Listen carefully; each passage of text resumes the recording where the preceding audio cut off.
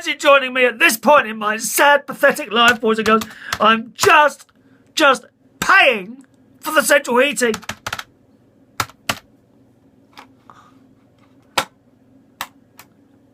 Oh, it's gone. Oh, money has left my account, boys and girls. How am I going to live? How am I going to eat? All that money just to keep a few degrees warmer. It's dreadful. Dreadful. Good morning. It's a Friday. Yes, a Friday. Now, I can't remember if I've told you this, so apologies if I have already told you. I have been to the cinema.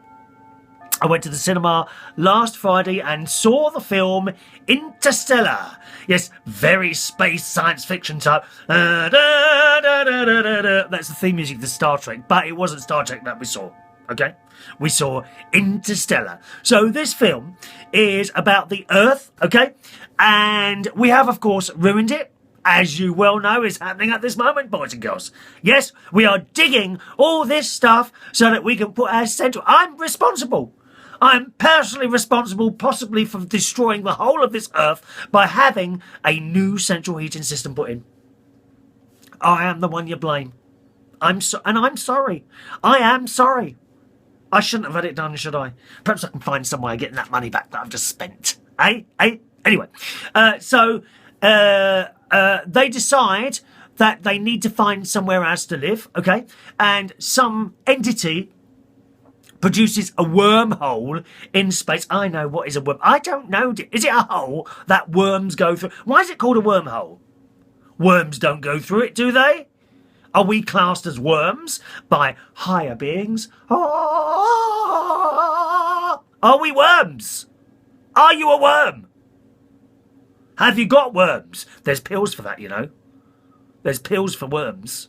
You get worms in some very private places, apparently. Anyway, so they had to go for this entity shows us a wormhole, and they go through it, and they reckon there's 3 planets that we can live in, and they go to, I think, two out of the 3 planets, and not suitable. So at the end of the film, something else happens, but I won't tell you what, you know, because you might want to watch it. Far be it from me to spoil the end of a film. But it's very good. I thought it was very good.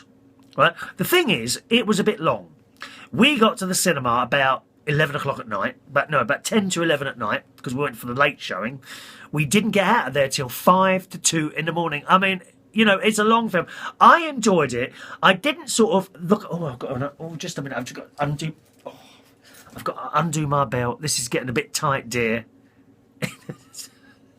I'm gonna have to go back on that diet of apples and bananas. How boring is that? Oh, it's the crisps.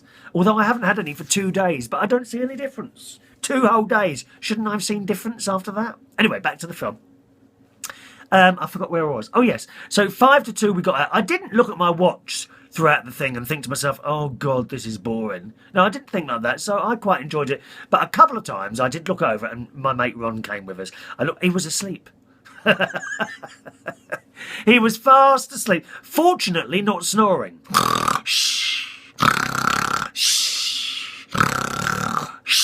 He was asleep. So there's a good film to see, Interstellar. If you want to go and see that one, boys and girls, okay? Go and see the film Interstellar.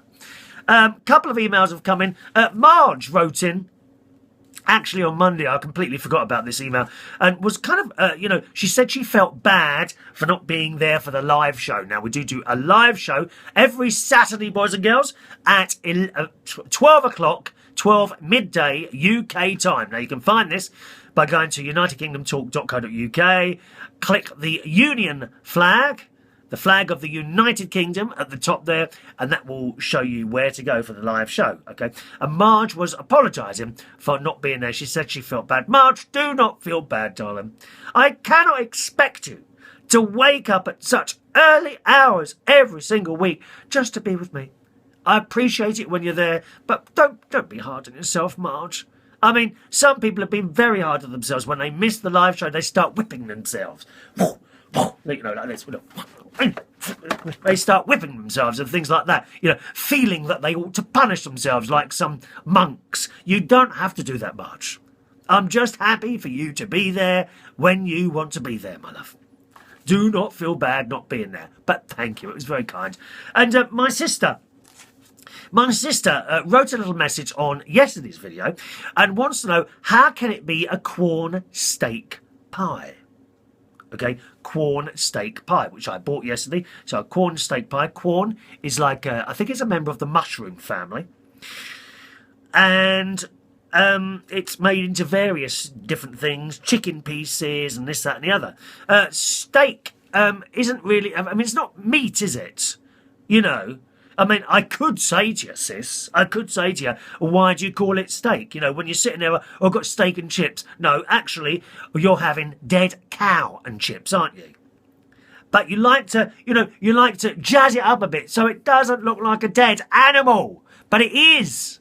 You are eating a dead turkey at Christmas. It's a dead animal. It's not just a thing that had a little life, dear. It was running around. It was running around, dear. And then you put it on the table and disguise it as meat. No, it's a dead animal. Same with so the steak you have at home is like a dead cow. So I don't think steak is the name of an animal, is it? I think steak is like the product, if you see what I mean. So you can have Quorn steaks, which I like that, just like a steak, and you could have dead cow steaks. So I don't think a steak is a dead animal. I might be completely wrong with that. As always, sis, I do love you though. Come on, give me a kiss. Mwah, mwah. Right, that's it today. Thank you very much, boys and girls. Chris@unitedkingdomtalk.co.uk is my email address. I'll see you for the live show tomorrow. Have a nice Friday.